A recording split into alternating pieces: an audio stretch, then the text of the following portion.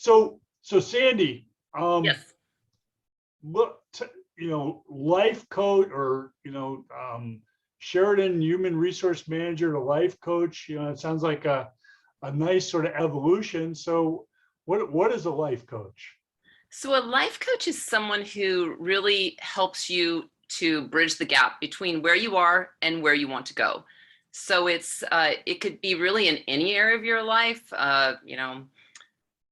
any kind of goal that you have. So it's different than therapist in that you're not going back and digging into your past and trying to figure out the why. It's more, here you are, and I'm going to kind of be your guide, and really the really strong listening and pulling the answers out of you, because you have everything. You know exactly what you need to do, and then holding you accountable to actually doing those things. That's what a life coach is. Interesting. So why don't you tell us a little bit about sort of your education and sort of career journey to, how you got to this, this life coach point? Yeah, so I actually went to San Diego State, and I got my undergraduate and master's degree in communication from San Diego State. And while I was working on my master's degree, I taught public speaking, which is like the Speech 103, the introductory public speaking class. And I did that for a couple of years, and also got hired at the Sheraton as the orientation trainer. So I would train all of the new employees at the Sheraton. And I did that for a few years. And then when I graduated with my master's degree, they hired me on as the training manager. And I loved that. But then I kind of kept moving up, and then I ended up as the human resource director. So a pretty nice, a nice path that I wasn't expecting at all. When I was getting my master's degree, I really had no idea what I was going to do. And that kind of just fell into my lap. So it was a perfect job. I just loved it so much. Yeah. So how were you first exposed to Seven Habits? Did it, as training manager, it just sort of walked in the door, or what happened? Yeah. So I had read that book and I loved it. It was really powerful for me. And so then when I had the opportunity as the director of human resources to bring that on and train all of the managers in the hotel, I just jumped at it, because I thought, how cool would it be to work in a place where we all use this same vernacular, where we're all thinking and speaking, let's look for the win-win here. Let's begin with the end in mind on this project. So that's what I did. And that was the culture that we made very important. And then, as the director of human resources, I could hire people with that kind of mindset. I mean, you can tell people who are proactive, who are taking responsibility for their department, as opposed to people that are always, oh, it's this person's fault, blaming another department. There's always an excuse. So that's really obvious. It shows up clear as day. Yeah. No, that's true. And one of the reasons I started teaching Seven Habits and pulled it back in, as I said, boy, I would love to work in an environment where everybody knows about, these sort of things. And actually, just sort of as a prelude to what I'm thinking about for our next class, is we're going to try to get these guys, now that they know all about the Seven Habits, is to think a little bit more as to how we can spread this out in our, the community at Cal Poly and within our major and that sort of thing. So, so Sandy, I'm kind of curious, like when you now with your job as a life coach, how does the Seven Habits play into that? Do you use that as a framework, or I heard you're really sort of listening, so there's a lot of habit 5, seek first to understand going on, but yeah, absolutely. I mean, I think that once this becomes part of you, I think all of your students will find it just makes so much sense. I think it makes us better human beings. It makes us better in our relationships, in our jobs, as students, whatever. So you can't unring that bell, which is a really good thing. It just becomes part of you. And so even in my family, raising my kids, I was always using the 7 habits. I was always talking about, okay, let's find a win-win here. And that, I mean, as of yesterday, I was saying that, or yeah, so it absolutely informs everything that I do, for sure. In life coaching, it's such a great, even though life coaching is really about listening, and then, which is important, obviously, with the 7 habits and seeking first to understand, it's not about being understood as much as it is, pulling out what that person, whatever that it is that they want to work on. But I think it shows up in every area of your life once it becomes part of who you are. Yeah, it seems, I totally understand that, the seeking first understand sort of piece of the life coach, but you also mentioned that, helping hold people accountable, right? But that actually sounds like, boy, I wish this person was proactive and they could hold themselves accountable. Do you work that kind of magic, with people, or is that sort of an issue for a life coach? Well, I mean, not really, because if they're coming to me, it's because they want to make a change and they need help. So it's a pretty big step to say, okay, I'm really serious and I really want to do whatever that thing is that you want to do. Right. And so, yeah, I would for sure never shame anyone or make anyone feel bad that they're not doing this themselves. Because sometimes, you need that person to just kind of, if you're going to text me next Monday and tell me whether or not you made that dental appointment, that might be enough to get you to do it. Right. And you'll be so happy that you did. Yeah. And then maybe you get into that habit and pretty soon you don't need to do that anymore. Now this becomes part of who you are. So yeah, I think as far as the accountability piece, I think that's one of the most important parts in coaching, is that you have somebody kind of pit bullish that is going to be so focused on your success, but in a very kind and loving and supportive way, but so focused on your success that I'm not going to let you off the hook. All right. Yeah, good. Thinking you're reflecting back on, what I'm doing as a professor in this course. We hold people accountable with assignments, right? And I'm gonna have to work on doing it in a loving and supportive way. But I want the students to do this work so it gets ingrained and they get enough practice so that it can really sort of make it part of their lives, right? Absolutely. Yeah.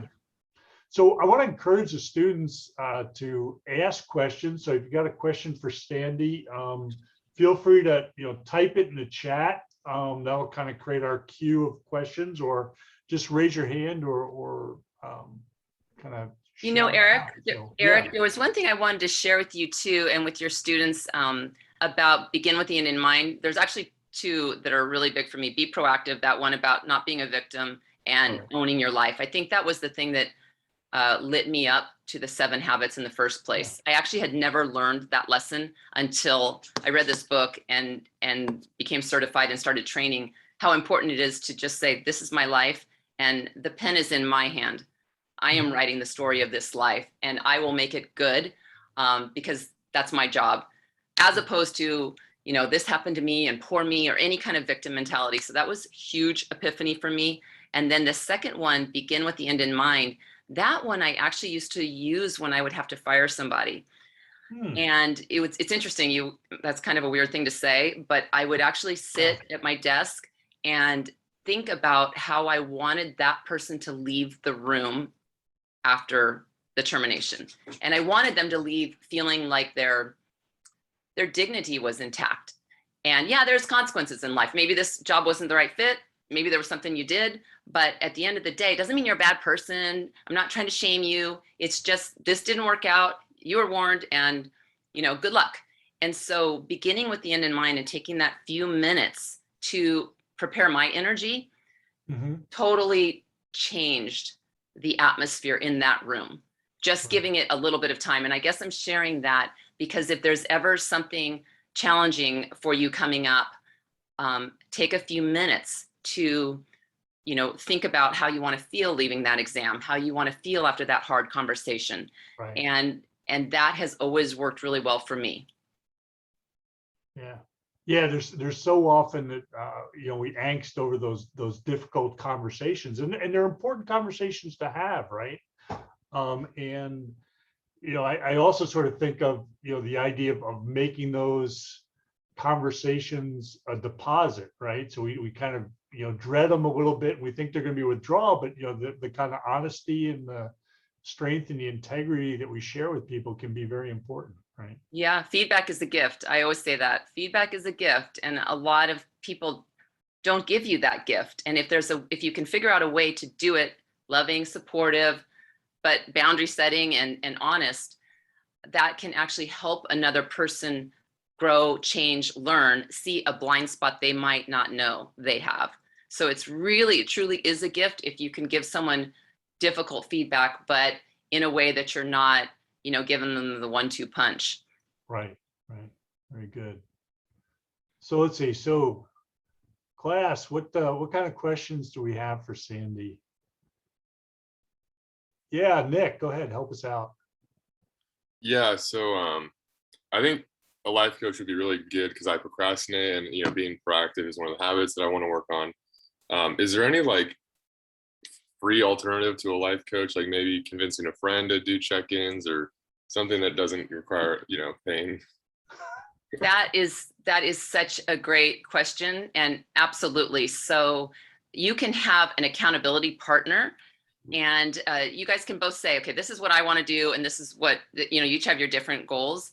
And then let's just say, like, it's a big thing that you're working on, and it has a whole bunch of steps. So maybe you just take one baby step, and then you text your partner, and you're like, okay, for me, I did this one year with all the big things, like we needed to do a trust, and that's like so many steps. So I broke it down into, I just researched a lawyer today. Literally, I just went on my phone and researched, but I get a point for that. Now it's like a tag team. Now it's now they have to do one thing toward what they're working on, and back to you. And it's kind of like hot potato. It sounds kind of silly, but believe it or not, it totally works. So that year I had like 3 big things I had to get done, and they were like hanging over me, kind of, all of them, all 3 of them were done because of this accountability game. So try that. See how that works for you. Thank you. Absolutely. Good question. Thank you. Yeah, good suggestion. Other questions from our esteemed student body here?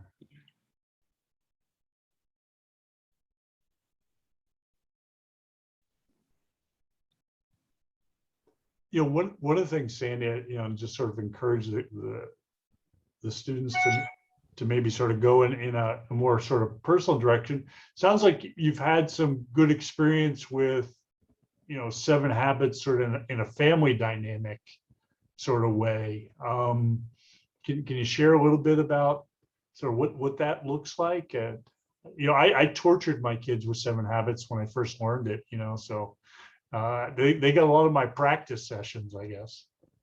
Yeah, like I think for me, because I did this really before I even had kids, and like I said, it just became part of my vernacular. It became part of the way that I approach life. My kids were raised with all of this. Even if they wouldn't know, begin with the end in mind, they would know this process. Even things like going on a family vacation. For me, I do a lot of writing, journaling, visualization, praying, all of that. So anything important to me, I will kind of go to the end and say kind of how I want that to be, how I want that to go. And, when I don't know if you remember this or if it was the same for you, Eric, but we would do that in the class, in the certification, where you'd go to the end of your life and you would kind of write what you wanted everyone to sort of, how they wanted to hold you or see you at the end of your life. Did you do this one as well? Yeah, it's right now in the current 7 Habits training, it's like an 80th birthday. Yes. What do you want people to say and that sort of thing, right? 80th birthday, but that was very powerful for me too, because it made me think about, for me, the most important people in my life are my 3 kids and my husband. I mean, so even though I was in the Sheraton and I was doing really well and I loved that job so much, when we moved up here to the Bay Area for my husband's work, I kind of stopped everything and just did that, because now they're all gone and I can do whatever I want, but I only had that amount of time. For me, that was a choice that I made, and I know I'll never regret that time.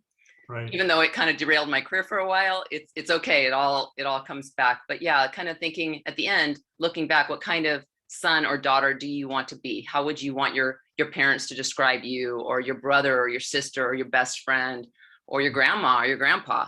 So spending some time there, I think is powerful. And then ask yourself, am I doing those things to have that be said about me. Yeah. I love that. I do too. Yeah. Let's see. So other questions folks might I have a have. question. Can you guys hear me though? Yeah, Yes. yeah, we got you, Nick. Okay, I'm in an airport, so it might be a little loud. I guess my question would be, like, how do you discern what to figure out with somebody as a coach? Like, do they normally come to you with problems, or are you helping them find out that problem and then solving it? That's a really good question. Typically, there's some reason people don't come to a life coach because they're happy, right? Because everything's perfect in their life. There's some kind of angst, some kind of pain, some kind of something. I like to use the word gap because it's like, I'm here and I want to be here. And really, coaching is as much about listening, active listening, where it's completely 100% about the coachee, the client. And in that really intense listening, I help you excavate what it is that you want to do, because you have all the answers. I never will give you the answers because they're all within you. So it's just pulling that thread, and you just kind of keep pulling it and pulling it. And a lot of times you end up somewhere you maybe didn't think you would, which is interesting when you are coached, or when you coach. It's kind of vulnerable and you're sort of like, we don't really know where we're going here. And you might end up in a place, but as long as it's where the coachee or the client wants to go and feels that enthusiasm or excitement around that change and is committed to it, then we're off and sailing. Then the accountability piece is okay, because I have your buy-in. It's you came up with it. You're the one that wants to make this change, and I'm just going to be on you to make sure you make it, not in a like naggy way, but more in, this is what you agreed upon. Where are you with this? Right. Yeah, great question. Thank you. Yeah, good question, Nick. I know, Sandy, one of the ways that I've talked about that before in sort of a Lean Six Sigma context is in the context of a presenting problem, right? There's the problem that, okay, management says this is the problem, but you dig down a little bit deeper and you find, okay, underlying that, there's some other stuff going on that you need to maybe deal with first, maybe a more of a root causey kind of thing, right? Absolutely. Yeah, Definitely. So Sandy, I think we're going to go ahead and wrap it up here at this point. Thank you so much for spending the evening with us here. So we've got all these students here are heading out on their 7 Habits journey. You are our last Lean speaker for the quarter, so thank you for being here and doing this. I think it was really good. It's nice having somebody who's so practiced in these ideas and also teaching them. But what piece of advice do you have for these students that are just sort of getting out? If you could just kind of give them one thing or something to think about as they leave. Yeah, well, thank you so much for having me. You could tell through when I reached out to you how incredibly excited and enthusiastic I am about this particular material. I absolutely love it. Yeah. And I love things when you actually use them. So that's what I love about the 7 Habits. It's just so practical, and you can bring it into your life in every area of your life. Right. But I would say my one word of advice is find what lights you up. So of all the material you've learned in this course, is there one thing resonating with you more than anything else? And find a way to make that part of the way you think, the way you approach life. I mean, just start small, start with one, and see if you can notice differences in your life. Like, oh, for me, that was the be proactive. For me, it was, I don't look at anything as a victim ever in my life, no matter what, after I learned that. So that was like a shift. So anytime you can learn something where it actually shifts your thinking and your behavior, man, go with it, because that's the good stuff. That's golden. So I would say, figure out from this course what is resonating, what's lighting up for you, and find a way to bring it in and make it part of who you are. Right. Sandy, great advice. Thank you for sharing that. And so, so one way we've figured out to end these videos is if everybody can go ahead and pop on your camera. Let's give Sandy a little Zoom wave goodbye as a thank you. Sandy, thank you so much for sharing with us. We really appreciate it. And hope to have you back at a future quarter or future training. I would love it. Thank you guys so much. Good luck to everyone. Okay. Take care. Sandy. Thank you. Bye-bye.